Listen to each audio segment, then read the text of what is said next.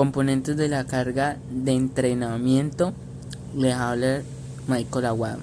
Bueno, la carga de entrenamiento desde su naturaleza es potencial o especificidad, ya sea en general o específica. Ya tenemos por el otro lado la orientación, que es selectiva o compleja.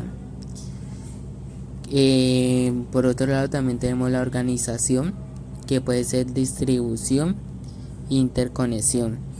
En la distribución puede ser regular y concentrada, y en la interconexión puede ser simultánea y secuencial. Seguimos con ya los componentes de carga. Esta es la magnitud, en que tenemos la intensidad del estímulo, la densidad del estímulo, la frecuencia del estímulo, la duración del estímulo y el volumen del estímulo. Esto está derivado de según sus objetivos de entrenamiento, también por sus contenidos y medios de entrenamiento, y por último tenemos los métodos de entrenamiento. Llegamos primordialmente a un estudio de caso, en el cual nos habla de que un futbolista de 18 años entrena 5 días a la semana durante 3 horas, en la que cada sesión de entrenamiento realiza los siguientes ejercicios: coordinación circuito físico-técnico, que son de 3 series, en la que hace 6 repeticiones con el 80% de su frecuencia cardíaca de una repetición máxima, más 7 repeticiones con el 85% de su frecuencia máxima, y 5 repeticiones con el 90% de su frecuencia. Listo, para eso vamos a calcular los 5 componentes, que es frecuencia, el volumen, duración, la densidad y la intensidad. Luego llegamos al modelo de planificación del entrenamiento de fútbol. Esto es importante debido a que en la actualidad los modelos de planificación en el fútbol se basan en una metodología integrada global, es decir, en el que podemos encontrar la periodización táctica y el microciclo estructurado como ácimos exponentes a partir de su tendencia e incidencia. Llegamos al microciclo estructurado. Su propuesta teórica fue de Cirulo en 1998. Es el desarrollo de situaciones simuladoras preferenciales en relación a la similitud con la competición para la optimización de las diferentes estructuras asociadas al juego. Llegamos que dentro del microciclo se tiene que cumplir una estructura. O sea, tenemos la estructura condicional, tenemos también la socioafectiva, la coordinativa, la cognitiva, la creativo-expresiva y emotivo-volitiva. Esto nos ayuda a que el microciclo durante el tiempo de entrenamiento se haga de manera adecuada. Ya llegamos a calcular la frecuencia, en el que pues nos dicen que por frecuencia de entrenamiento definimos el número de sesiones de entrenamiento por microciclo. Es decir, que si hace una sesión por día es igual a 5 sesiones por semana. Luego llegamos al volumen. Por volumen de la carga entendemos la totalidad de la carga, o sea, es igual a la carga, por la cantidad de repeticiones de movimientos para modalidades técnicas. Ya en el estudio de caso, lo que vamos a hacer es sumar el número de repeticiones, que fueron 6, 7, 5, da 18, y lo multiplicamos por el número de series.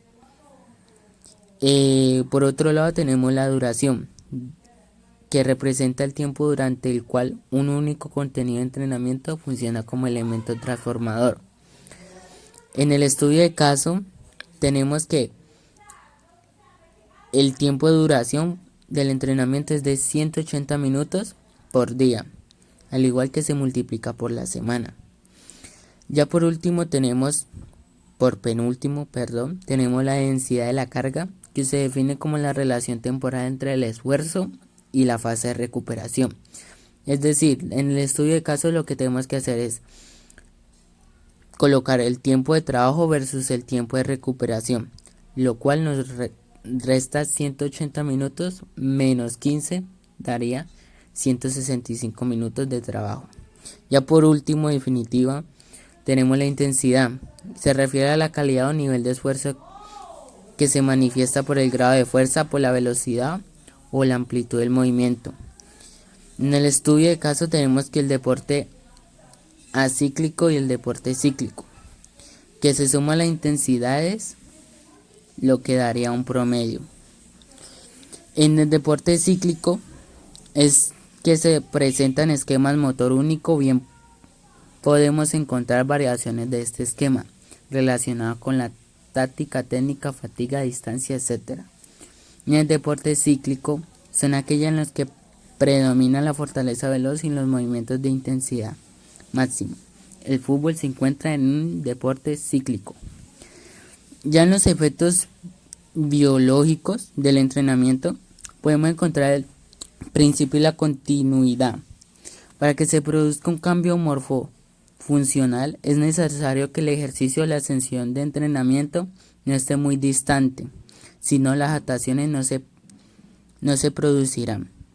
Ya por segundo lugar tenemos el principio de relación óptima y de los componentes de rendimiento, que en el fútbol vemos el rendimiento en cualquier deporte, pero depende de varios factores, siendo siempre algunos más importantes que otros, teniendo en cuenta cualquier déficit en cualquier rendimiento que vamos a nivel global. Por otro lado tenemos el principio de individualidad. Es uno de los principios más importantes pero más difícil de aplicar, en especial en los deportes colectivos. Es decir, en el deporte del fútbol es muy difícil debido a que el fútbol es ya de un deporte de compañerismo, pero que se puede lograr, se puede lograr. Por último tenemos el principio de aumento progresivo a la carga. Este principio es básicamente más importante en el fútbol para evitar problemas de expuesto. Se trata de aumentar la magnitud de cargas a la medida que el organismo se va adaptando a los estímulos de entrenamiento para que sigan produciendo adaptaciones. Ya en los efectos pedagógicos tenemos principio de la participación activa y consciente. Debemos tratar de evitar las enseñanzas o entrenamientos por repetición y basarnos en la participación activa y consciente, lo cual la participación en el fútbol es muy importante. Cada uno tiene que cumplir un rol diferente a todos sus compañeros. También tenemos el principio de la transferencia, entendida como la influencia facilitadora o perturbadora que puede darse entre parejas. Ejemplo, entre una habilidad ya aprendida y otra que comienza a aprenderse. Muchas veces hay habilidades que unos no tienen que otros, pero pueden facilitar para obtener eso. El principio de la accesibilidad.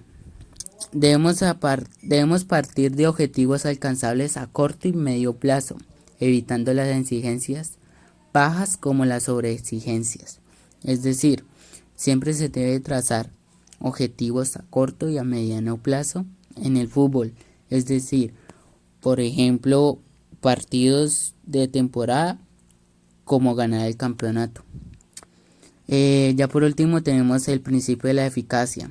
Cuando se requiere que una AF resulte eficaz, no debemos ajustar a los diferentes principios vistos con anterioridad, adaptándose a las características propias de la persona. Y ya, esto sería por todo. ¿Listo? Esto ya sería por todo. Ya tenemos las referencias. Espero que haya quedado claro. Muchas gracias.